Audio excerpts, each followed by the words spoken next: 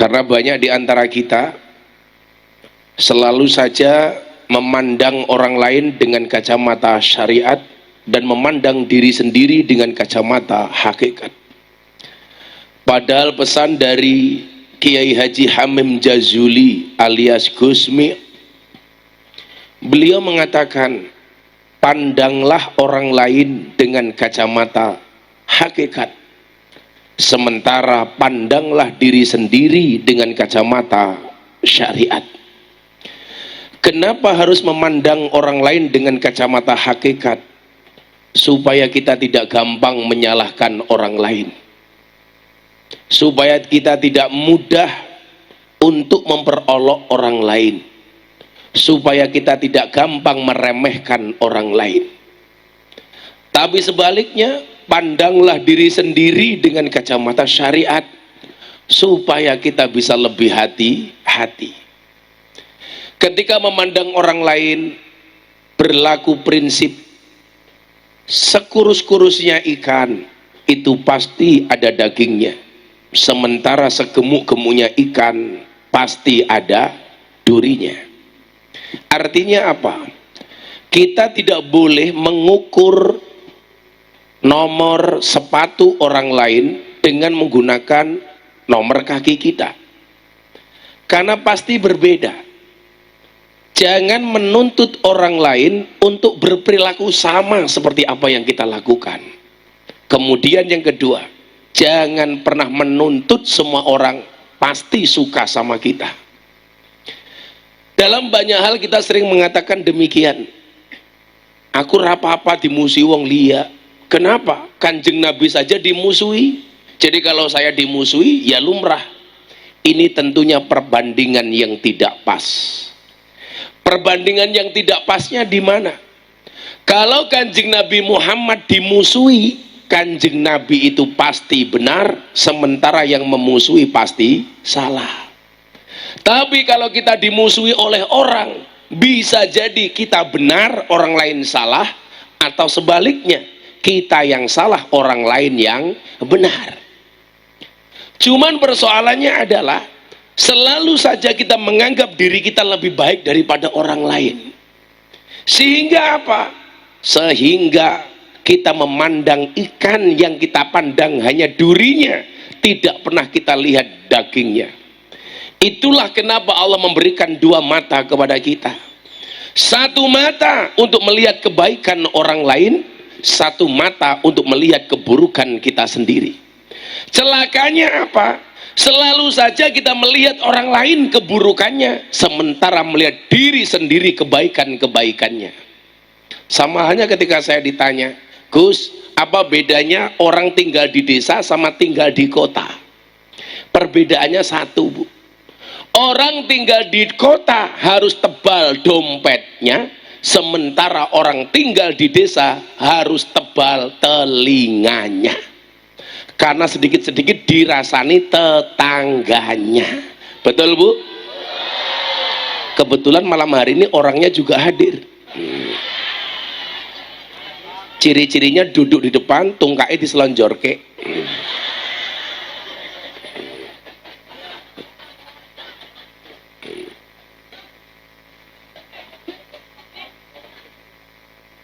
Ibu bapak rahimakumullah, jangan pernah membanding-bandingkan hidup kita dengan orang lain.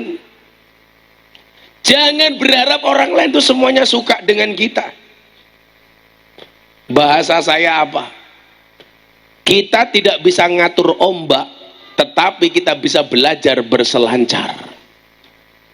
Kita tidak bisa ngatur omongan orang lain kepada kita, tetapi kita bisa ngatur bagaimana menghadapi omongan orang lain kepada kita. Saya tidak bisa ngatur panitia untuk cari sendok, makanya saya udak sendiri. Baru datang. Sudah, tangan kamu bau.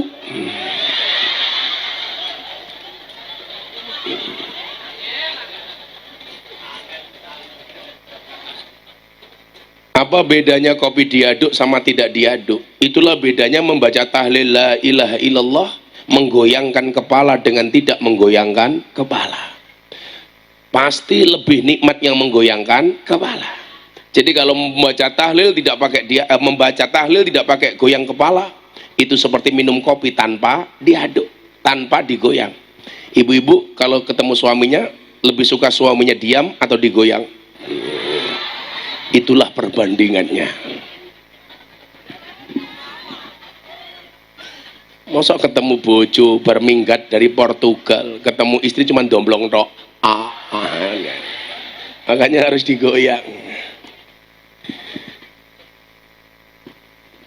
Kita tidak bisa ngatur ombak, tetapi kita bisa belajar berselancar.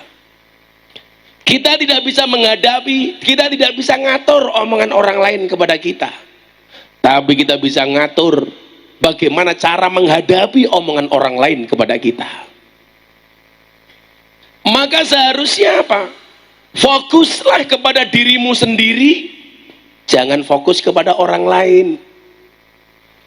Lawai dewe niki nyuwun sewu diajari, kalau makan itu mbok ya lihat piringnya sendiri, jangan lihat piringnya orang lain.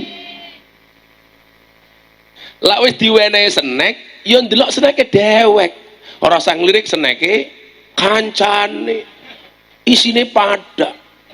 Apa sih kalau orang sini pengajian lihat isinya apa? Saya penasaran. Mari kita unboxing isi snack untuk tamu VIP.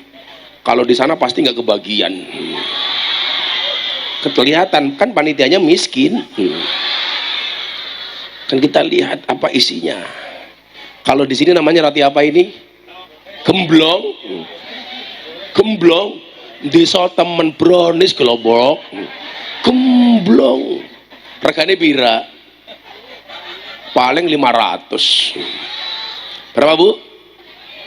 Saya Bu 2000. Itulah perempuan, kebanyakan batik. 1000. Ini pisang goreng tanpa tepung 500. 1500. Ini di sini namanya apa Pak? Apem, bukan tahu ini Pak.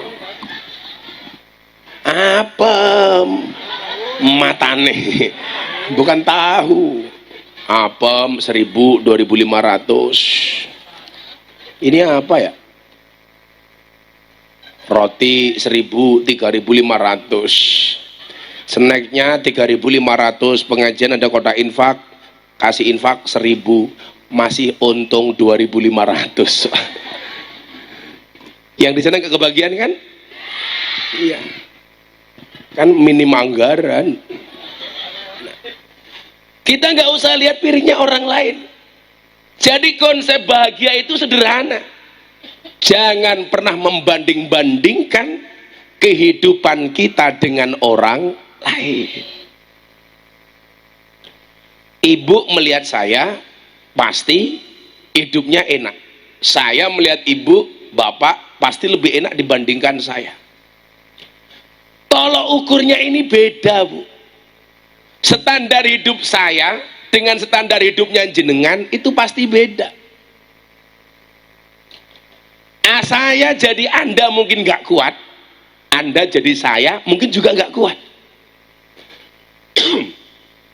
Saya itu Bu sebulan mungkin di rumah cuma 3-4 hari, keliling Indonesia terus. Di rumah penuh orang, penuh tamu.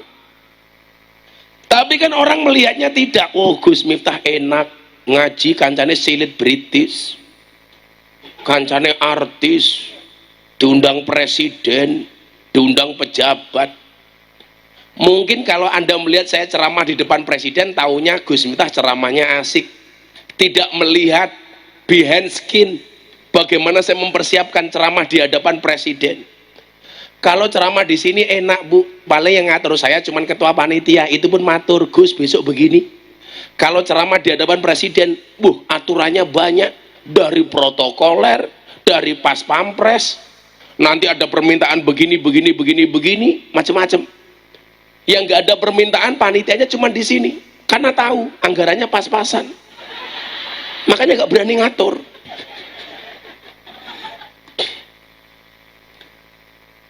Orang lihatnya ceramah, Tapi di balik itu Pak, saya harus ketemu dengan dan pas pampresnya, saya harus ketemu dengan protokolernya.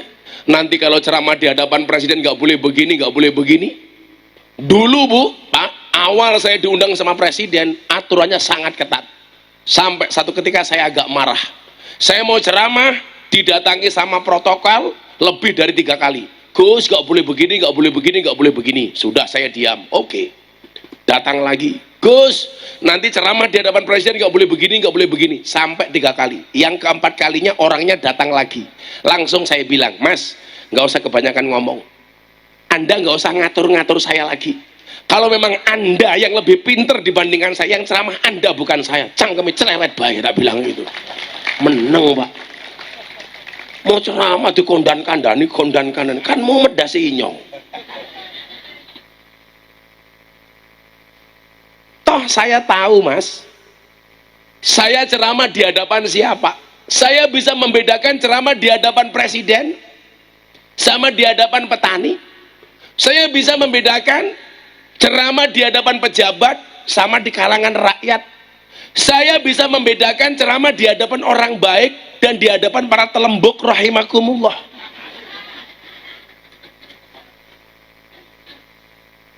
Bisa jadi dalilnya sama, tetapi cara menyampaikannya berbeda. Itulah yang dimaksud dengan khatibun nas bi qadri ukulihim. Berbicaralah dengan manusia sesuai dengan kemampuan akalnya. Jangankan dengan manusia sebanyak ini Bu, kita itu punya anak 5, cara berbicaranya pun dengan 5 anak berbeda-beda. Anak pertama dengan anak kelima umpamanya beda. Makanya kenapa saya nggak mau menikah lebih dari satu saja repot, apalagi 4. Betul Bu? Sekarang lagi tren di Instagram, jodohmu adalah orang ketiga di kertasmu. Goblok temen. Sejak kapan jodoh pakai pesawat kertas? Bu, kalau rumah tangga itu ada masalah lumrah Bu, tapi saya nggak mau menambah masalah dengan banyak istri. Istri saja sudah banyak masalah, apalagi 4. Satu-satunya rumah tangga yang tidak ada masalah itu hanya rumah tangganya Nabi Adam dan Siti Hawa. Kenapa? Karena Siti Hawa saat itu belum punya mertua dan adik ipar. Karena biasanya yang bikin masalah antara anak mantu dengan mertua dan adik ipar. Yang pertama. Kenapa keluarga Nabi Adam dan Siti Hawa nggak ada masalah? Alasan keduanya adalah karena Siti Hawa belum mengenal uang belanja. Makanya nggak ada masalah Pak. Nggak kenal uang belanja Pak. Kenapa orang bula kamba ini harus sampai pergi ke Portugal? Ya karena istri sudah mulai kenal uang belanja. Padahal kehormatan suami itu harus bekerja. Kenapa? Karena suami itu tulang punggung, bukan tulang tulung. Bu, lebih senang melihat suami bekerja apa nganggur? Kehormatan seorang laki-laki itu bekerja Mas. Maka ini yang jomblo-jomblo kamu santai saja. Jomblo itu free hatin.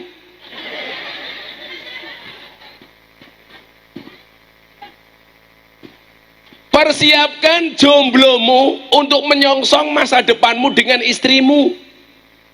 Nikah jangan asal-asalan. Betul Bu? Saya sepakat seseorang itu dinikahi fatfar bidatid-din. Nikahlah dengan faktor agama yang paling utama. Tapi kalau cuma modal agama, nggak punya pekerjaan, pasti akan timbul masalah. Betul Bu? Cowok harus paham nih, nggak ada istilah cewek matre, yang ada cowok kere. Makanya dengan segala hormat, saya angkat tangan untuk kawan-kawan kita yang berangkat ke Portugal. Cari nafkah, suami mencarikan nafkah istri sampai ke Portugal. Anda tahu, itu adalah perjuangan yang luar biasa. Kalau sampai mereka meninggal di Portugal, niatnya nafkah untuk anak istri di rumah, itu jihad. Fisabilillah.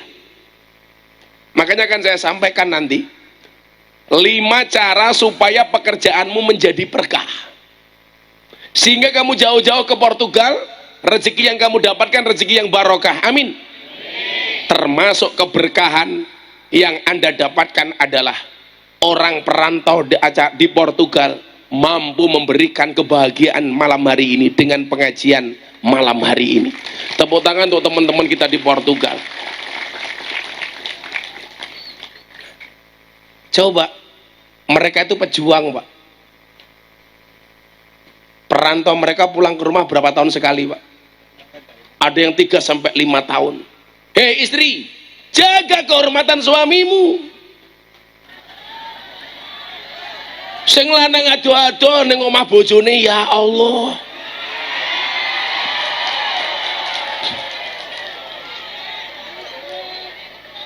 Suaminya tidak di rumah cari nafkah untuk istri dan anak, istrinya di rumah malah nyanyi-nyanyi. Gir minggir, ojo nengah-nengah, mampir-mampir bojoku ra ning omah. Pak Lurah lewat, oke. Ndi ya Lurah? Saya pernah lihat TikTok, suaminya pulang marah, akhirnya menghancurkan rumah yang dia bangun. Uang dari luar negeri, istrinya bangun rumah di rumah. Kenapa? Karena sampai rumah, istrinya hamil lagi. Padahal sudah 3 tahun tidak ketemu dengan suami. Kan yo langka, masa ana wong wedok meteng dewek. Mesti diuntal codot.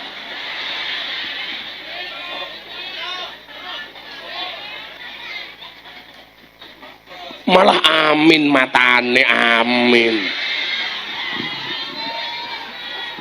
Sebelum saya sampaikan, apa sih makna barokah? Barokah itu maknanya adalah ziyadatul khair, bertambahnya nilai kebaikan. Jadi kalau kamu punya pekerjaan, ada hasilnya, ada gajinya, ada rezekinya, rezekimu memberikan nilai tambah kebaikan. Entah kebaikan untuk diri, berkah itu tambah nilai kebaikannya. Jangan-jangan mic-nya mati karena rezekinya tidak berkah.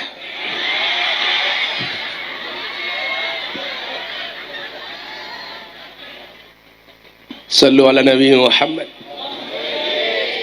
Ziyadatul khair, yang pertama ziyadah kebaikannya, bertambah nilai kebaikannya. Kalau ada orang punya gaji, dengan gaji yang dia dapatkan ada kebaikan-kebaikan untuk dirinya, untuk istrinya, untuk anaknya, untuk masyarakatnya. Semakin tambah uangnya, semakin tambah gajinya, semakin tambah nilai kebaikannya. Itu adalah tanda-tanda rezekimu barokah. Saya yakin malam hari ini mereka yang bekerja di sana saling support, saling sumbang urunan untuk bisa terwujudnya acara malam hari ini, betul? Maka saya berdoa kepada Allah, ini adalah tanda-tanda keberkahannya. Amin. Kemudian yang kedua adalah ziyadatul mahabbah, tambah rasa cintanya. Suami istri, suaminya jauh ada di Portugal, istrinya ada di Brebes, gaji dikirimkan, semakin hari rasa rindunya semakin bertambah, rasa cintanya semakin meningkat. Itu yang dimaksud dengan ziyadatul mahabbah, tambah rasa cintanya. Sehingga apa? Karena ziyadatul mahabbah, tambah rasa cinta, suami tahu bagaimana menjaga kehormatan seorang istri. Maka Nabi mengatakan dalam kitab Akhlakun Nisa, siapa itu perempuan yang solehah? Salah satunya adalah ketika seorang suami pergi, sang istri mampu menjaga kehormatan diri dan harta benda yang ditinggalkan oleh suaminya. Dia tahu suaminya peras keringat banting tulang, yang di rumah menjaga kehormatannya. Maka ibu-ibu harus jaga dengan tegas. Tidak ada seorang pun yang boleh menyentuh saya kecuali suami saya. Ora kok malah mau pamer-pamer ke Tanjung Perak praune kobong. Monggo binara omah kula nembe kosong. Hati-hati. Saya mau cerita ibu bapak sebelum saya lanjutkan 5 kunci berkah. Di zaman Nabi, Nabi pernah mengatakan ada seorang perempuan, termasuk perempuan yang masuk surga pertama kali. Siapa namanya? Ummu Mutiyah. Ini orang tinggalnya di tengah padang pasir. Siti Fatimah termasuk 4 pemuka, 4 wanita utama yang masuk surga. Penasaran dengan siapa Ummu Mutiyah ini. Akhirnya Siti Fatimah bergegas mencari rumahnya Ummu Mutiyah. Dicari, ternyata rumahnya tidak di Bulakamba, tapi di tengah padang pasir. Dia datang silaturahmi ke rumah Ummu Mutiyah. Diketoklah pintu rumahnya. Assalamualaikum. Waalaikumsalam. Man fil bab, siapa di pintu? Ana Fatimah binti Rasulullah sallallahu alaihi wasallam. Saya Fatimah, anaknya Rasul. Ditanya sama Ummu Mutiyah, apa keperluanmu wahai Fatimah? Saya pengen bersilaturahmi kepada Anda. Apa jawaban Ummu Mutiyah? Mohon maaf Fatimah, hari ini saya belum bisa menerima Anda. Kenapa? Saya belum minta izin kepada suami saya untuk menerima tamu hari ini. Silakan datang keesokan harinya, saya akan terlebih dahulu minta izin kepada suami saya. Fatimah pulang, tidak diterima oleh Ummu Mutiyah. Keesokan harinya Fatimah datang dengan membawa anaknya Sayyidina Hasan yang masih kecil. Datang, siapa di pintu? Saya Fatimah dengan anak saya Hasan. Mohon maaf Fatimah, Anda silahkan masuk, Hasan jangan masuk. Kalau Hasan pengen masuk, mohon maaf, saya harus minta izin kepada suami saya. Kedua kalinya Fatimah gagal untuk masuk ke rumahnya Ummu Mutiyah. Hari ketiga Fatimah datang mengajak Hasan dan Husain. Assalamualaikum. Waalaikumsalam. Siapa di pintu?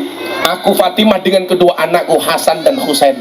Dijawab oleh Ummu Mutiyah, sorry Fatimah, hari ini aku hanya minta izin kepada suamiku untuk menerimamu Fatimah dengan anakmu si Hasan, tidak dengan si Husain. Kalau mau masuk semua, silakan kamu besok datang ketiga kalinya, kesekian kalinya. Baru yang keempat kalinya Sayyidatina Fatimah, Sayyidina Hasan, Husain diterima oleh Ummu Mutiyah. Dilihat Bu, apa hebatnya Ummu Mutiyah. Selain dia minta izin kepada suaminya kalau nerima tamu, dilihat sepanjang hari ibadahnya biasa-biasa saja. Sampai siang harinya Ummu Mutiyah masak, suaminya ditunggu pulang. Ummu Mutiyah masak, hidangan ditaruh di atas meja. Selain hidangan makanan di atas meja, Ummu Mutiyah menempatkan handuk dan cambuk di atas meja makan. Fatimah mulai mikir, ini kenapa di atas meja makan ada makanan, ada handuk, ada cambuk? Ditanyalah Ummu Mutiyah oleh Siti Fatimah, wahai Ummu Mutiyah, kenapa di atas meja makan selain makanan dan minuman ada handuk dan cambuk? Dijawab oleh Ummu Mutiyah, wahai Fatimah, kenapa saya taruh handuk? Handuk itu saya persiapkan untuk suamiku. Ketika suamiku pulang berkeringat, maka handuk itu aku jadikan alat untuk ngelap keringatnya, untuk membersihkan keringatnya.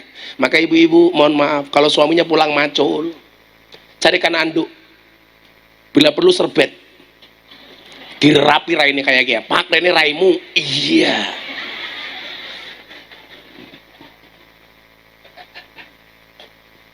Handuk yang membuat Fatimah penasaran, lah itu cambuk untuk apa wahai Ummu Mutiyah? Apa jawaban Ummu Mutiyah?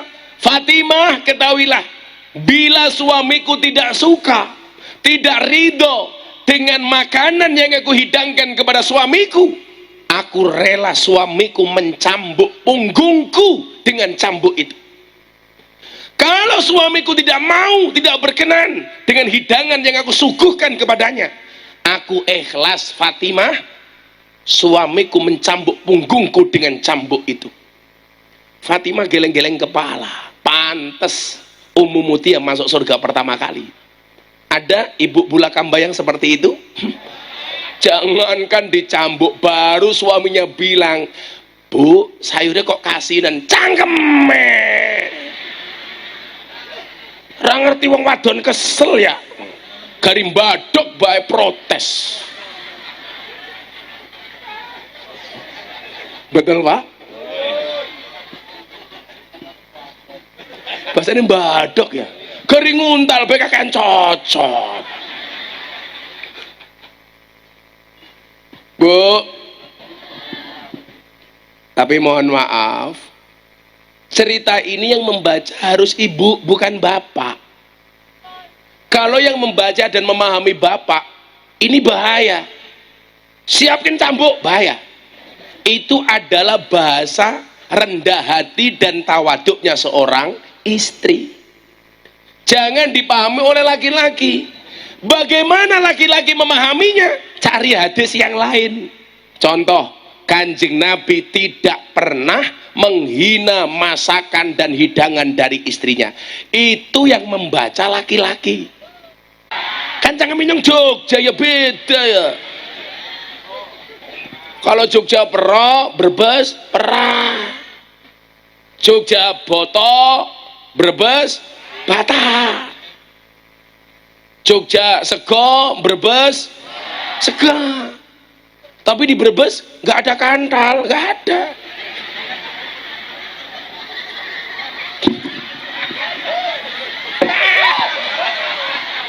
Mancing-mancing bahaya.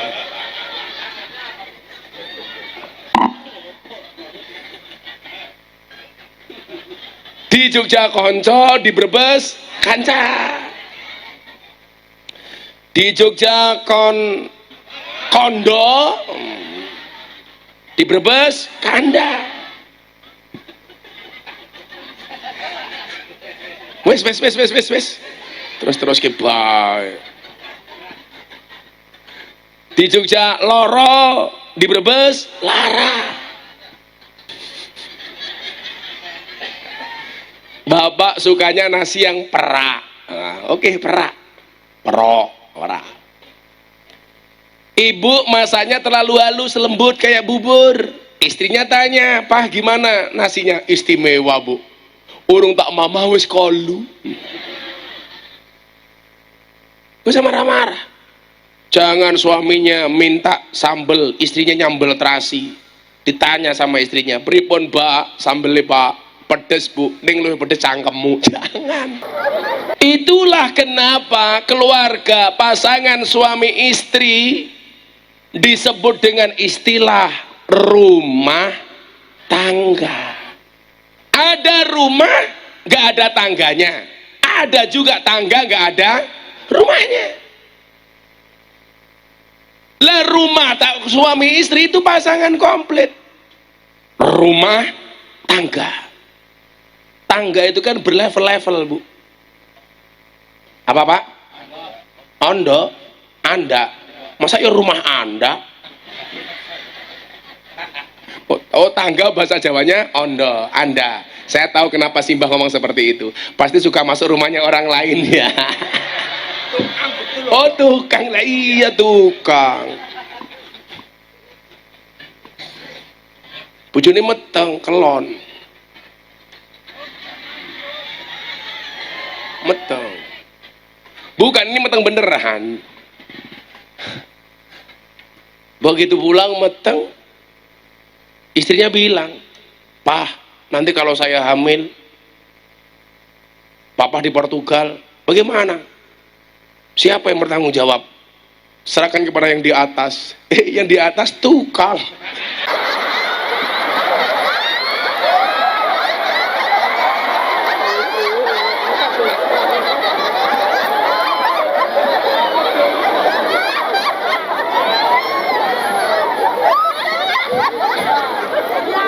Sing ning dhuwur jawab, "Inyonge ra urun kon tanggung jawab."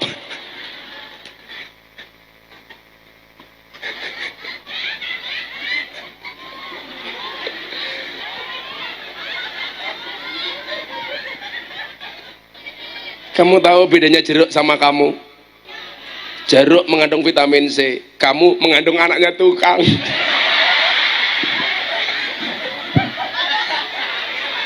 Angel temen. Atau kang satunya.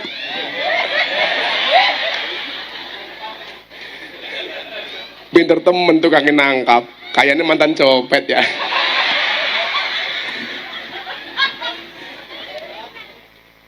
Sallu ala Nabi Muhammad. Assalamualaikum warahmatullahi wabarakatuh.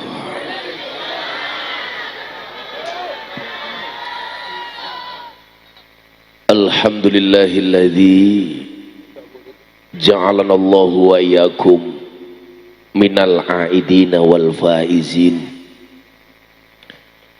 Walhamdulillahi rabbil alamin. Ja'alana Allahu wa iyyakum minal maqbulin. Allahumma salli wa sallim wa barik ala hadan nabiyil karim Sayyidina wa maulana Muhammadin Sayyidina wa maulana Muhammadin wa ala alihi wa ashabil mujahidin at-tahirin. Rabbi israh li sadri wa yassir li amri wahlul 'uqdatam min lisani yafqahu qawli, amma ba'du. Hadratal muhtaramin, para masyayikh, para kiai, para habaib, alim ulama, tokoh agama, tokoh masyarakat, para sepuh bini sepuh yang saya muliakan, para pejabat yang berkenan hadir dalam semua tingkatannya yang saya hormati, segenap panitia pengajian dalam rangka halal bil halal. Minggiron das murah ketok ya. Apa itu? Rantau Portugal, Persatuan Orang Tua Dugal. Ngelam Gading Lampes, Lampes Gading, Desa Pulau Gading, Kecamatan Bulakamba, Brebes. Bapak Ibu warga masyarakat Bulakamba rahimakumullah. Alhamdulillahirabbil alamin. Malam hari ini saya bisa sowan, walaupun hari ini saya jatuh sakit. Baru muncul suara sore hari ini karena tadi pagi saya baru landing dari Bengkulu. Jarak lokasi pengajian dari bandara lebih dari 4 jam dengan jalan yang hampir sama dengan masuk ke lokasi sini tadi. Serasa dihantam ombak tanpa air.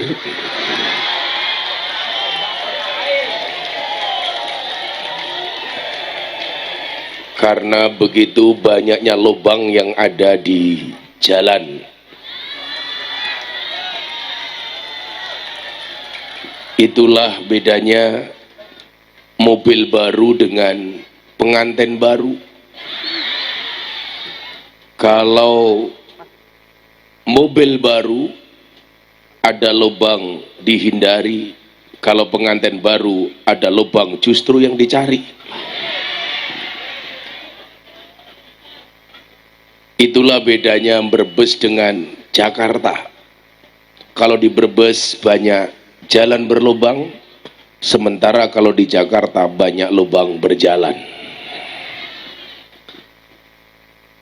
Tapi kita syukuri walaupun badan saya kurang sehat, tapi Allah masih pertemukan saya dengan anda semuanya warga masyarakat Bulakamba, Bulakamba.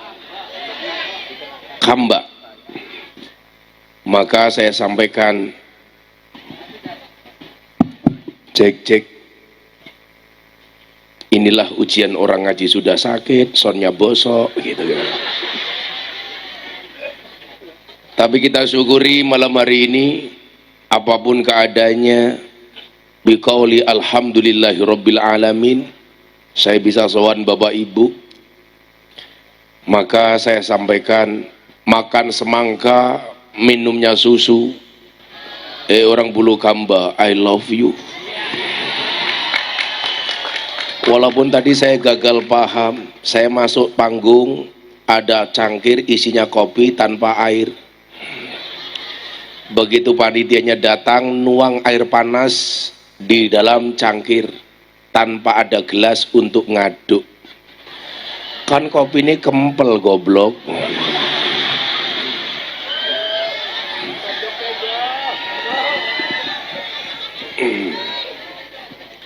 Ini kalau saya lihat kopi di sini, ibu-ibu di sana, ini namanya kopi susu.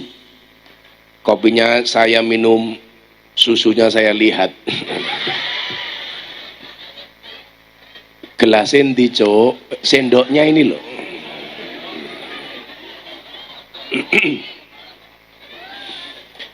Ibu bapak yang saya muliakan, saya dengar acara malam hari ini adalah atas inisiatif dan dukungan dari teman-teman perantau yang tergabung dalam Portugal gitu Pak.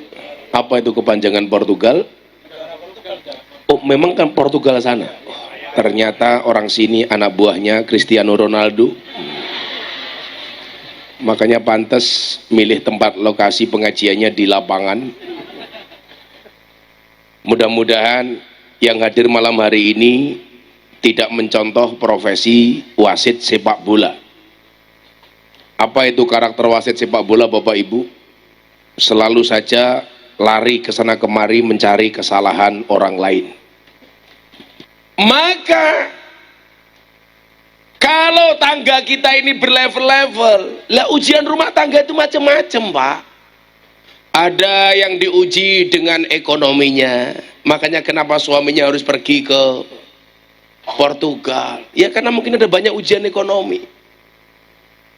Dan mohon maaf loh, ketika mereka cari nafkah kok mati-matinya sahid loh. Artinya apa? Yang di rumah juga harus mendoakan suaminya. Untuk suamiku yang ada di Portugal, Al-Fatihah, pegang tasbih di solawati. Sehingga apa? Ada silaturahmi, ada silatul qulub.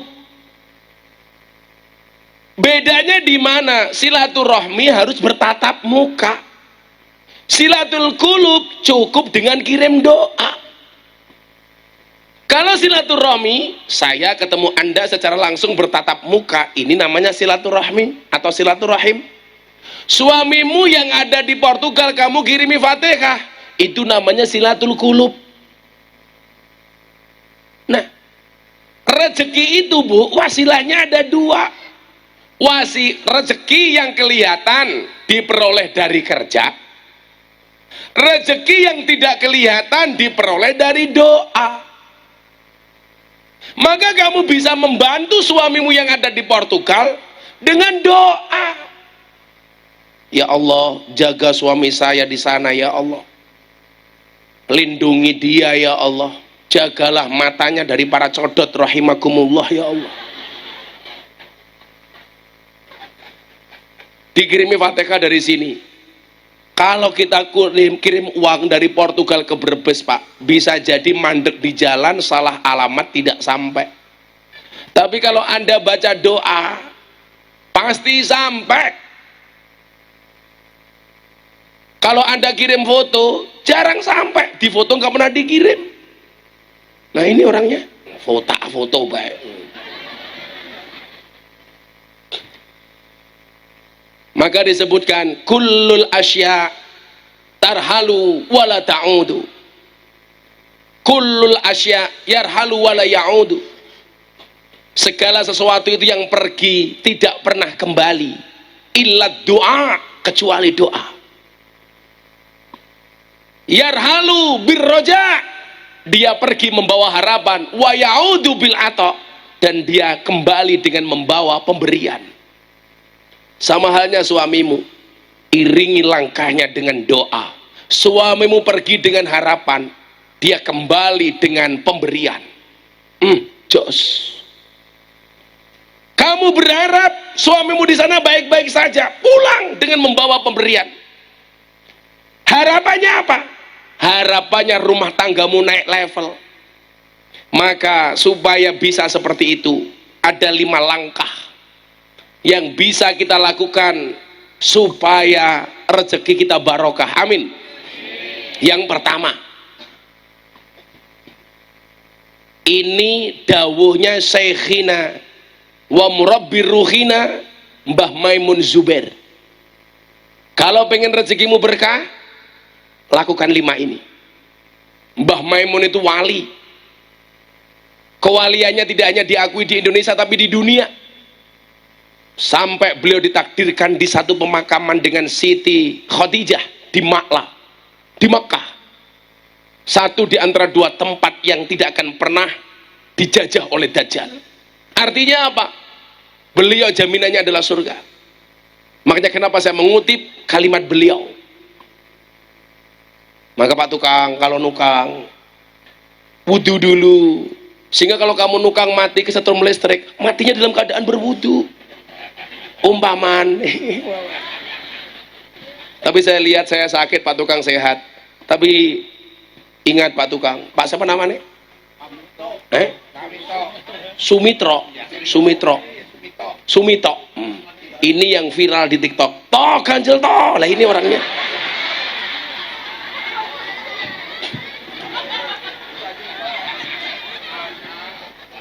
Kan tukang ya. Toh ganjel toh.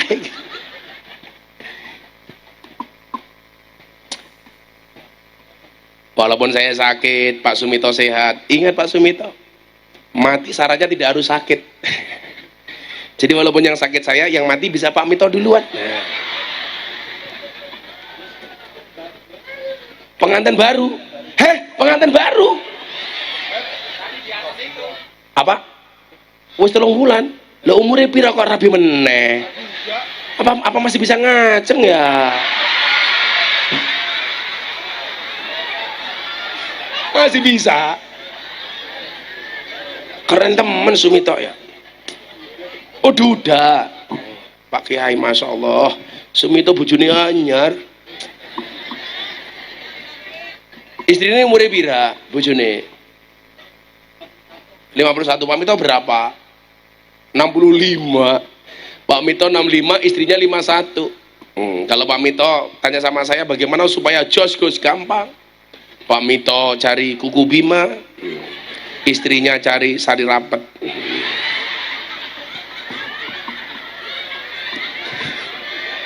Delalah medium, bek mati lampu. Kewalik. Sumito ngombe sari rapet, bojone ngombe kuku bima.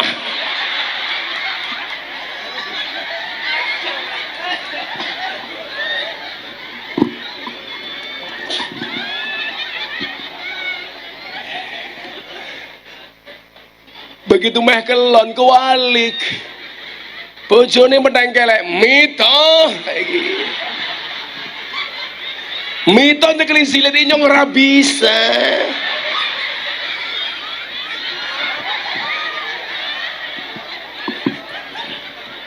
I love you full Mbak Mito. Mbak Mito diwene duit ya. Nah, tak kasih uang. Kan pengantin baru tak sumbang. Nah, tak sumbang Mbak Mito. Biasanya orang sini kalau ada orang nikah sumbangannya bira. Hah? 1 juta. Wah. Kalau semua kayak gini 1 juta ya mungkin. 100 ya tak kasih 200. Ya Mbak Mita, sumbangan apa mrene ya. Jangan lupa ya beli kuku bima. Aja salah ngombe. Sing wadon kuku bima. Sing lanang sari rapet.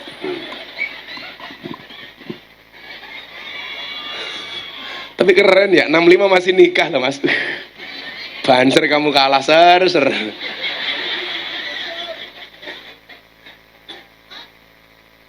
Sallu ala Nabi Muhammad.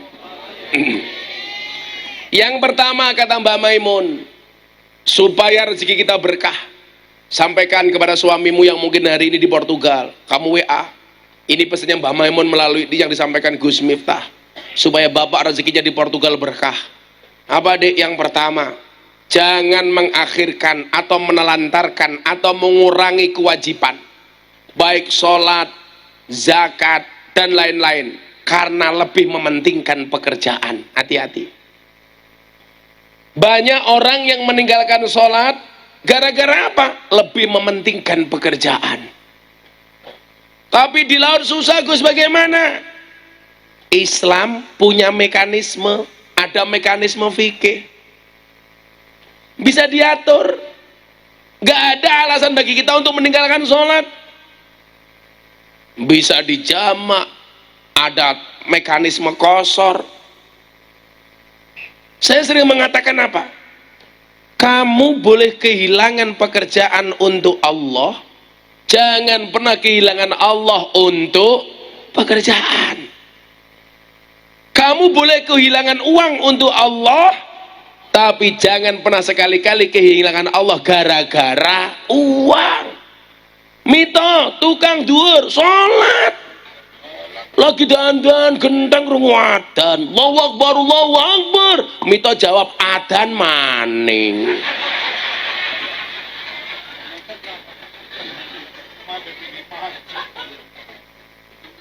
Omahe be pinggir masjid, adan ora krungu. Salat to salat.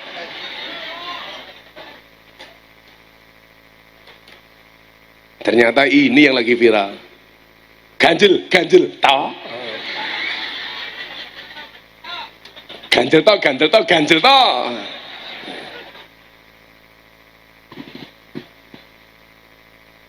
Ibu bapak rahimakumullah, saya dulu pernah punya prinsip begini, sahabat-sahabat saya yang masih muda.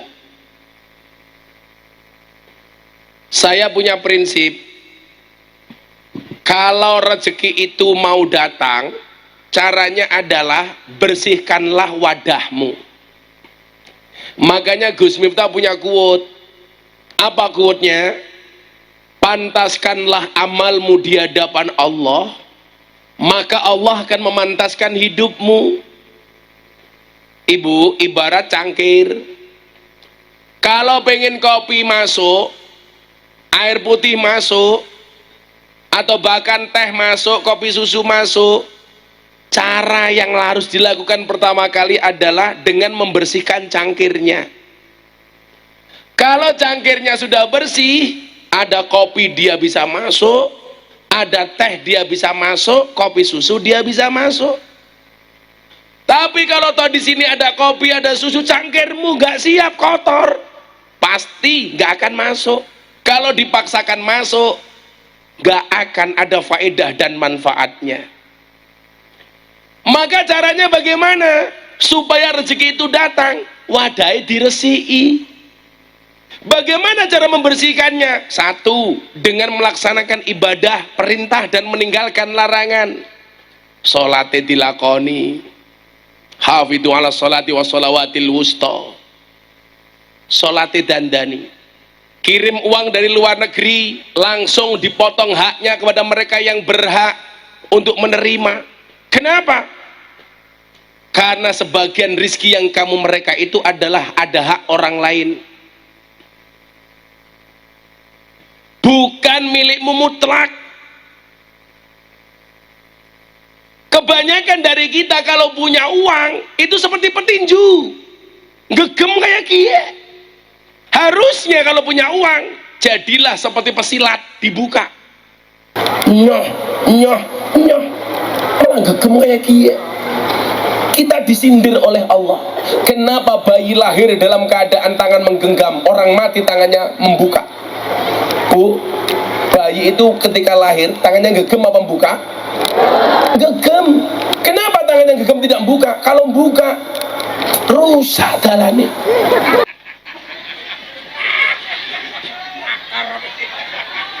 Kecakar-cakar ya.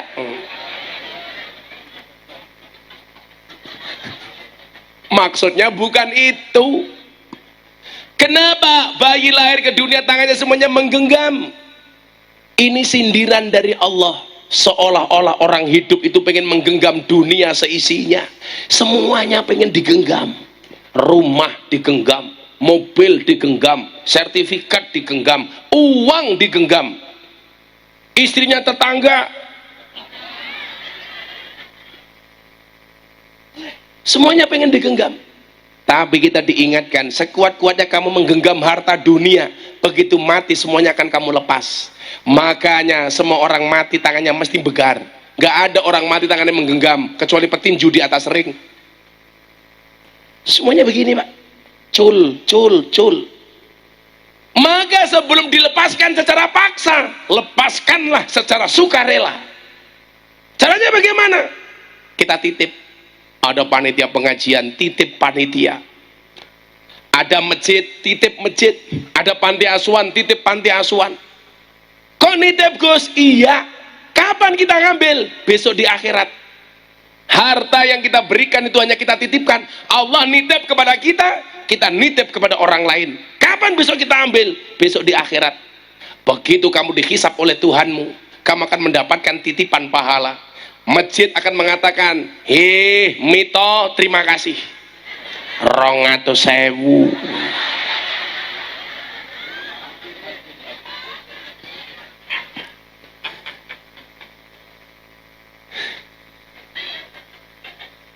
Besok ketika kita dihisap, dari mana harta kamu dapatkan dan untuk apa harta kamu gunakan? Begitu dihisap, yang kamu titipi di dunia semuanya akan berteriak di hadapan Allah menjadi saksi. Allah, Pak Lurah menitipkan hartanya kepada saya panti asuhan. Pak Lurah dapat pahalanya. Saya bisa juga sama. Miftah, dari mana uang kamu dapatkan dan untuk apa uang kamu gunakan? Saya bilang uang saya gunakan untuk nyumbang pernikahan Mbah Mito, ya Allah.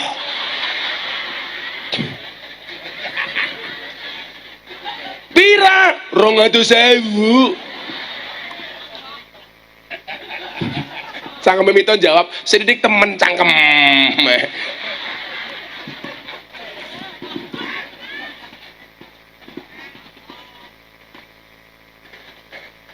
Pak Mito bisik-bisik sama teman sebelahnya, apa temen nih nyong ya?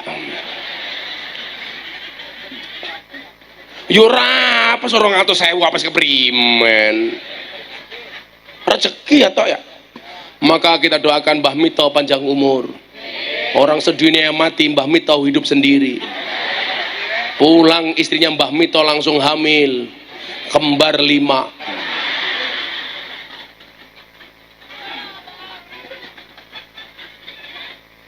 Wa mimma razaqnahum yunfiqun.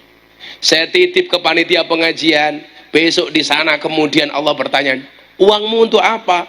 Saya nitip panitia pengajian, orang-orang yang hadir pengajian akan menjadi saksi. Benar gak? Benar Tuhan. Dia menitipkan uangnya untuk panitia pengajian. Allah nitip ke kita, kita nitip ke orang lain, akan kita ambil pahalanya besok titipan di akhirat. Amin Allahumma amin. Maka malam hari ini panitia dan siapapun yang terlibat, berapapun sumbangsih Anda yang kamu berikan kepada panitia pengajian malam hari ini, semuanya akan menjadi saksi di akhirat. Amin Allahumma amin. Dan insya Allah saksi yang meringankan, termasuk besok saksi meringankan saya adalah Mbah Mito. Makanya saya besok di akhirat ditanya, Mito, Miftah, uangmu untuk apa? Langsung saya jawab, kamu nanya saja Mbah Mito. Mito, I love you full.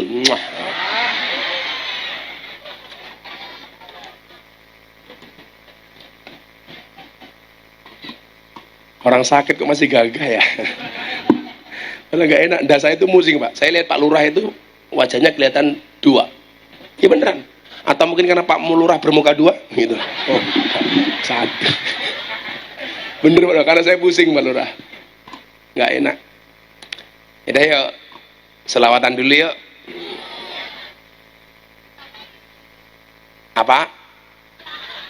Apa Mbah? Oh, bojone Mbah Mito sing kiye, sing tua kiye. Oh, bukan. Oh, mau kotak infak? Oh ya, siap-siap panitia di sana. Ibu, bapak, bawa uang, bawa uang. Kalau dompetmu ada 100.000 sama 1.000, ada kotak infak lewat. Yang kamu masukkan 100.000 apa 1.000?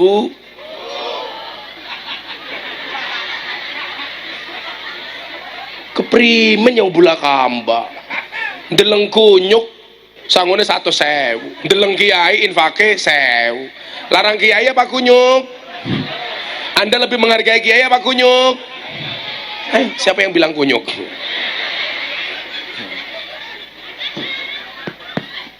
Ya panitia siap-siap leh.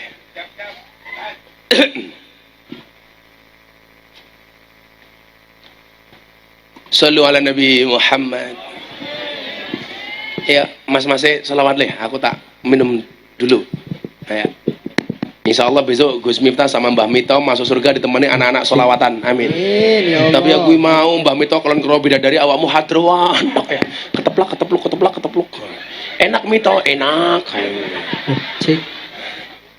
Silakan. Sallu ala Nabi Muhammad. Assalamualaikum. Alamatnya anak soleh soleh. Ya. Ya. Cek, cek, cek. Cek, cek. Alamatnya anak soleh iku babat ba'dani muqmin ing syariat kadina lisane alus ngendikane kang pindho mulya akan ing wong tuane alamate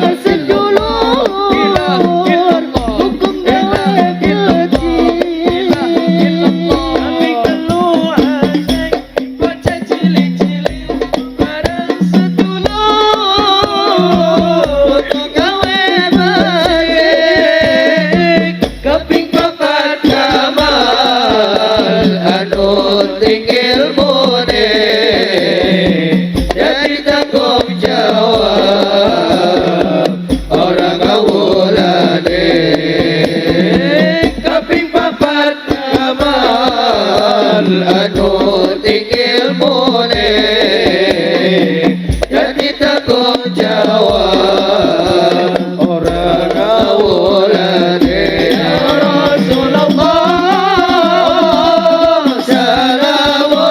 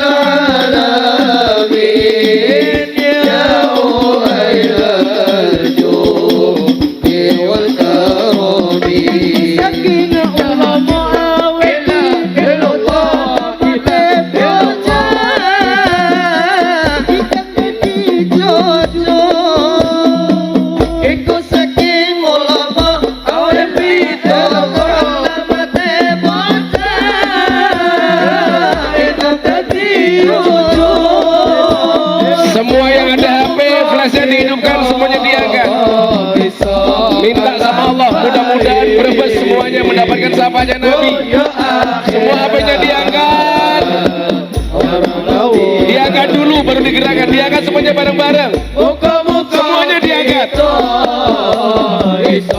Digerakkan ke sana dulu. Dunia akhirat. Sallu ala Nabi Muhammad. Ya Rasulullah,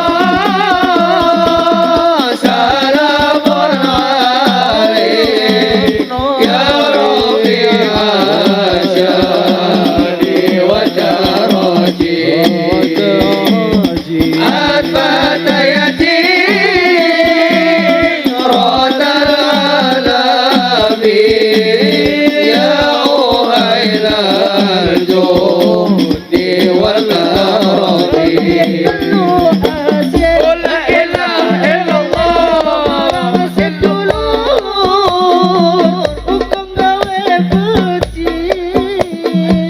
Kaping telu asih bocah cilik-cilik bareng sedulur gawe becik. Kaping papat amal anu tinggi ilmune dari tanggung jawab orang ngawurane.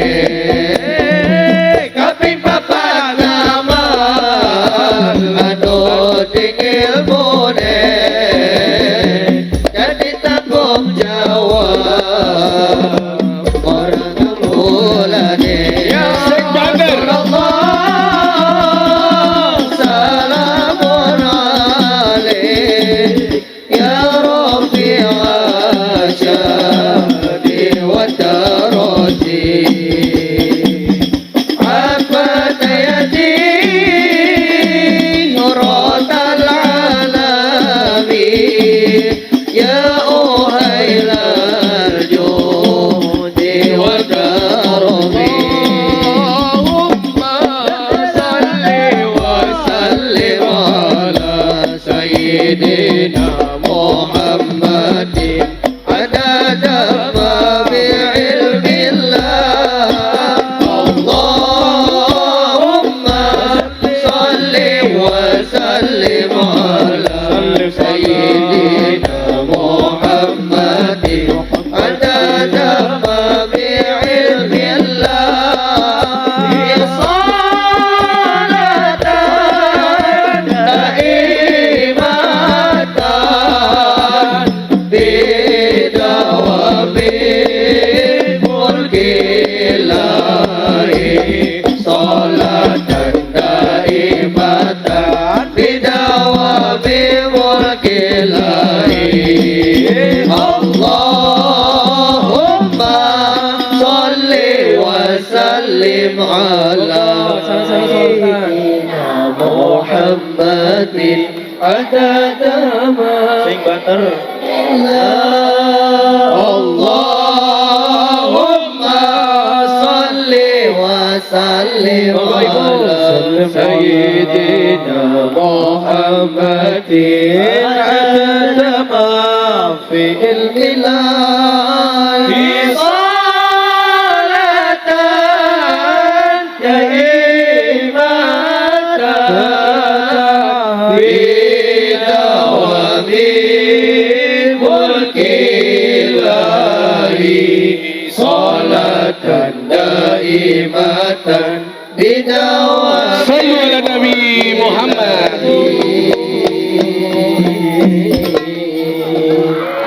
Alhamdulillah. Ini malam apa ya? Malam Jumat. Wah, Mito tepat ini. Malam Jumat. Enak sekali Mbak Mito. Saben malam jemuah bojoku angel digugah. Saben malam jemuah bojoku angel digugah. Aku rata dibagai, terus aku budal patroli, terus metu bengi gugah rondo etan kali. Sapa Mito iki? Oh raya to ya, bojone anyar. Pantesan rambutnya teles terus ya. Apa? Isi plastikan. Ora mungkin, paling es payet. Yang kedua, jangan pernah menyakiti orang lain demi pekerjaan. Setuju? Kadang-kadang kita menyakiti orang lain itu kenapa Bapak Ibu? Karena dianggap saingan. Makanya banyak orang buka toko. Satu punya toko, yang lain punya toko, menjelekkan. Aja tuku ning anake nganggo dukun. Kayak ngurangi timbangan, bakule cerewet. Jangan menjelekkan orang lain. Kita semuanya punya rezeki masing-masing. Wa ma min dabbatin fil ardi illa 'alallahi rizquha. Sama malam hari ini ada Pak Lurah, ada Pak Mito, mungkin ada Pak Camat. Rezekinya masing-masing. Ada Mas Haryo, dalang wayang santri, putrane Ki Entus, dapat rezeki dari wayangan. Kenapa kita tidak boleh menjelekkan orang lain? Karena bisa jadi rezeki kita tergantung orang lain. Guru rezekinya dari murid, dokter dari orang sakit, betul Bu? Rumah sakit dari pasien, Mito tukang rezekinya dari bangunan. Sekarang Mito setelah menikah, kalau dia bangun rumah ada pasir, ada batu bata. Membangunnya Mito tidak menggunakan semen. Ditanya, Mbah Mito, kenapa kamu membangun rumah hanya pasir sama batu bata, nggak ada semen? Mohon maaf Gus, saya tidak membangun menggunakan semen, dengan cinta. Kenapa? Karena cinta itu menyatukan. Iya, Mito kayak gini. Menyatukan. Bu, rezekinya sendiri-sendiri. Banser, coba Anda lihat. Ada Pak Polisi di sini. Pak Polisi, Pak Tentara. Coba kita lihat dari sahabat kita Banser, Pak Polisi. Mereka itu nggak punya gaji, Pak Polisi. Tapi mereka orang yang ikhlas. Maka saya nggak seneng kalau ada teman TNI, polisi mengeluh gajinya kecil. Kamu lihat Banser, nggak punya gaji. Betul Banser? Punya istri, yo meteng. Punya anak 4, bisa sekolah semua. Padahal apa? Gak punya gaji, betul? Tapi ingat, Banser memang tidak punya gaji, tapi Banser punya rezeki. Tak kasih duit rokok, Banser, duit rokok. Apa api? Ano ya? Siapa? Sing wajahnya paling mesake siapa? Tak bagi uang rokoknya. Mana siapa? Coba sini satu perwakilan. Oh, ganjel toh. Oh, lho, Mito iki Darto to kabeh ya. Rene ya. Berdiri nggak apa-apa. Wetenge gede temen. Aja gede-gede. Arane wong lanang wetenge gede biasanya manuknya cilik kayak gini. Saya kasih uang untuk beli rokok anak-anak Banser malam hari ini 500.000. Nah. Pancasila. Bagi rata matane. Ya Allah, kok inyong ngaji ning kene dirampok ya? Terus ngaji amplop ora jelas. Dirampok terus Darto. Tadi Mito. Ya Allah. Kemudian yang ketiga Bapak Ibu, yang kedua jangan menjelekkan orang lain. Kita punya rezeki masing-masing. Asyaku fi rizki, asyaku fi razik. Orang yang meragukan rezekinya berarti dia meragukan rezekinya. Banser punya rezeki masing-masing. Makanya saya bilang sama PNS, polisi, tentara, kamu gak usah mengeluh toh. Banser itu loh, nggak punya gaji, mereka juga santai. Anaknya 4 bisa sekolah semua, betul Banser? Bisa mondok semua. Ayo, kalau anaknya Banser nggak kuat pondok ke tempat Gus Miftah gratis. Dikasih makan, tak kasih makan. Tanggane nang duwe asu bet apakan ya. Apalagi santri ya, kayak mangan ya. Oh santri wah, santri baik itu nyong makan ya. Makanya saya itu kebetulan kiai yang dekat dengan presiden, kiai dekat dengan polisi, dengan tentara. Makanya saya kasih nasihat, apalagi hari ini, mohon maaf, mbok ya polisi-polisi yang pangkatnya tinggi itu punya perhatian sama polisi yang pangkatnya rendah, yang kecil, desa-desa. Malah di Jakarta kadang-kadang di mana yang kaya-kaya istrinya pamer, nggak bisa menjaga perasaan sahabat-sahabat kita. Polisi Brimob yang ditugaskan di Papua umpamanya, ditugaskan di perbatasan, mereka menjaminkan nyawanya untuk negara, sementara polisi yang kaya malah pamer. Naudzubillahi min dzalik. Jangan, kasihan. Kita jaga perasaan teman-teman kita. Setuju Pak Polisi ya? Pak Tentara setuju ya? Pak Tengah aja gede Muhammad Sodik. Simbain jawab, mana kecilek cengkemek simbah kaya. Menghina Pak Tentara. Pak Sodik kayak sing tua, kayak Pak Sodik kayak. Wis tua aku mayu temen. Guyu nutupi cangkem kayak dia, tak pikir malu, ternyata pamer gelang. Kayak Pak Sodik kayak. Kayaknya naksir Mbah Mito dia. Apa? Ndak ayah. Oh Sunda. Oh nya. Aing gak bogosin bisa bahasa Sunda. Tadi itu kadunya kayak menduduk di nyanyi.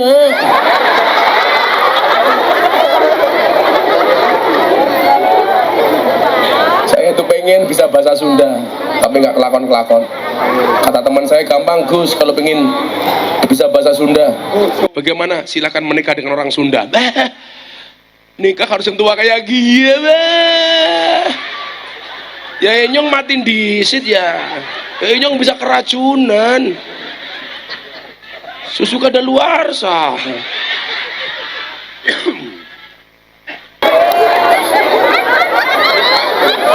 Enggak mayu temen ya. Cicing mah ulah gandeng, teh kucing mah diserondeng. Tua-tua keladi ya. Arane bahasa apa ya? Supiah. Alfiah. Sewu. Pantesan infaknya sewu lebih kotang ya. Sewu ya. Alfiah. Semoga Mbak Alfiah berjodoh dengan Darto. Amin. Yang ketiga, bertujuan menjaga diri dan keluarganya dari meminta-minta. Jangan bertujuan mengumpulkan dan memperbanyak harta. Jadi orang bekerja itu salah satu niatnya adalah menjaga kehormatan keluarga, supaya dengan pekerjaannya yang dimilikinya dia tidak menjadi pengemis dan peminta-minta. Setuju? Tujuannya bukan untuk memperbanyak harta, bukan. Hei suamiku, silakan tunaikan tugasmu sebagai seorang karyawan. Bekerjalah supaya bisa menjaga kehormatan rumah tangga kita, supaya kita tidak menjadi pengemis dan peminta-minta. Ini yang perlu diset apa? Salah satu yang perlu diset adalah mindsetnya. Karena banyak Pak, orang yang sejatinya kaya tapi mentalnya miskin. Betul? Siapa itu yang mentalnya kaya? Mohon maaf, yang sebenarnya kaya mentalnya miskin. Jelas Pak Lurah menerima BLT untuk orang miskin, tapi di Bulakamba mohon maaf, yang kaya ngaku miskin, yang punya mobil ngaku miskin. Betul Pak Lurah? Itu mentalnya miskin. Akhirnya nggak kebagian, yang dicurigai Pak Lurah. Ya pantas ini orang kebagian, sing dibagai dulure lurahe dewek. Seudon temen ya. Kok kamu ngomongnya begitu? Kan itu benar. Itu suudon, kasihan Pak Lurah. Ini mentalnya miskin. Maka orang bekerja itu niatnya yang pertama dijaga, innamal a'malu binniyat. Saya bekerja untuk menjaga kehormatan diri keluarga saya, supaya keluarga saya tidak minta-minta, bukan dalam rangka memperbanyak harta. Karena mohon maaf, kebahagiaan atau kesedihan seseorang tidak bisa diukur dari banyaknya harta atau sedikitnya harta. Banyaknya harta bukan kemuliaan, sedikitnya harta bukan kehinaan. Banyak orang dimuliakan karena hartanya sedikit, dan banyak orang dihinakan karena hartanya banyak. Maka saya sering bilang apa? Jangan minta kaya, tapi mintalah cukup. Karena banyak orang kaya merasa dirinya tidak cukup. Jangan minta senang, tapi mintalah tenang. Karena banyak orang senang-senang hatinya tidak tenang. Mito karaoke umpamanya seneng, tapi nggak tenang. Wedi konangan bojone. Karaoke ini karo siapa? Alfiyah.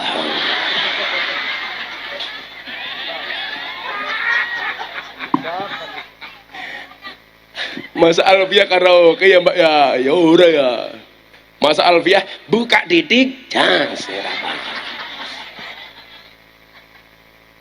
Banser, pisahnya kasih mbak Alfiyah sama teman-temannya itu Ban. Oh loh kayaknya jelok duit rupamu. Banser keblekan pisang. Mbak Alfiyah kaya karo kanca-kancane. Seneng temen.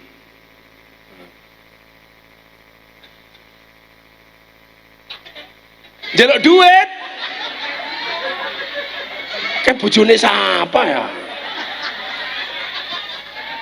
Bu Alfiyah mintanya uang. Kalau saya kasih uang untuk beli apa Alfiyah? Mas kawin.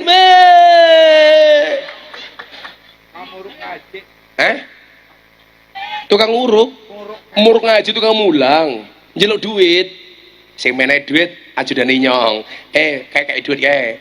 Men pada karo Mito 200.000 kayak guru ngaji ya kurang ajar temen diwene pisang jaluke duit wis tua mata duitan repot temen ya. 200.000 kita doakan mudah-mudahan Alfiyah berjodoh dengan Darto, amin. Kok pisang nolak duit, yes. Pintar temen. Mbak Alfiyah masih punya suami? Oh janda. Kesempatan bagi Darto. Kemudian yang keempat apa? Jangan menforsir diri dalam pekerjaan. Ini yang dimaksud dengan innallaha la yuhibbul musrifin. Allah itu tidak mencintai orang-orang yang berlebihan. Maka hendaknya yang di Portugal, kalau sudah punya uang cukup modal, gak usah berlama-lama di Portugal, gak usah memperpanjang kontraknya di Portugal, bikin usaha di Bulukamba. Kenapa? Karena apapun itu pasangan suami istri kalau berpisah terlalu lama kurang baik. Betul? Kumpulkan uangnya, ditabung, bikin usaha di Bulukamba. Maka ingat, prioritaskan jangan hanya untuk konsumsi, tapi uangmu untuk produksi. Ditabung. Mbak Alfiyah kalau punya uang ditabung, bukan dicelengi. Itulah alasan kenapa ada bayi tabung, nggak ada bayi celeng. Kok keting?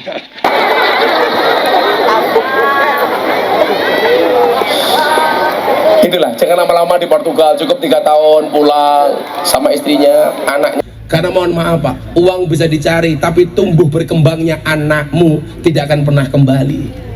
Betul?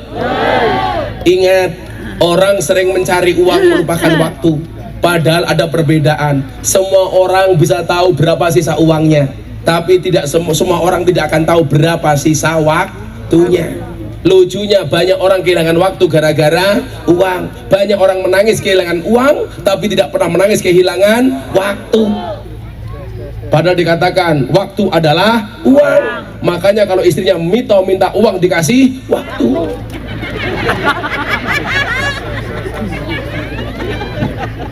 Yang terakhir, jangan meyakini rizki itu datangnya dari pekerjaan, tapi yakinlah bahwa rizki itu datangnya dari Allah. Sehingga pekerjaan itu hanya perantara. Perantara Pak Polisi dapat rezeki dari Allah sebagai polisi, Pak Tentara dapat rezeki dari Allah melalui jabatannya sebagai tentara. Saya jadi ingat Pak Sodik, santri saya masuk tentara ditolak gara-gara giginya jelek. Akhirnya panitianya nyong telepon, Pak Tentara kenapa santri saya tidak terima? Mohon maaf Gus, giginya jelek, tidak bisa kami terima. Langsung tak ceramai, Pak panitia seleksi tentara, kamu harus ingat besok tentara itu tugasnya perang, tembak-tembakan, bukan cokot-cokotan.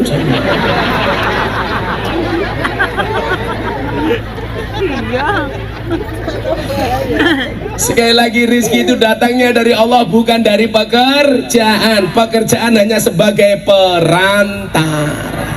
Sudah jam 12:30. Saya harus ke lokasi kedua. Penting ibu bapak doakan Gus Miftah sehat, mudah-mudahan bisa membersamai bapak ibu seterusnya, amin. Bismillahirrahmanirrahim. Allahumma shalli ala sayyidina Muhammad wa ala ali sayyidina Muhammad walhamdulillahi rabbil alamin. Allahumma rzuqna istiqamah, Allahumma rzuqna bi ziyadatil ilmi wal rizqi wal ibadah, Allahumma rzuqna ziyaratal Makkah wal Madinah, Allahumma rzuqna dzurriyyatan thayyibah, Allahumma rzuqna alan sakinatan wa mawaddatan wa rahmah, Allahumma rzuqna bi alfi quwwah, Allahumma rzuqna bi alfi barakah, Allahumma rzuqna bi alfi karamah, Allahumma rzuqna min ahli sunnah wal jamaah, Allahumma rzuqna bi husnil khatimah wa na'udzubika min su'il khatimah wa adkhilna jannata mal abrar ya aziz ya ghafur ya rabbal alamin walhamdulillahi rabbil alamin. Panitia Portugal, terima kasih. Assalamualaikum warahmatullahi wabarakatuh.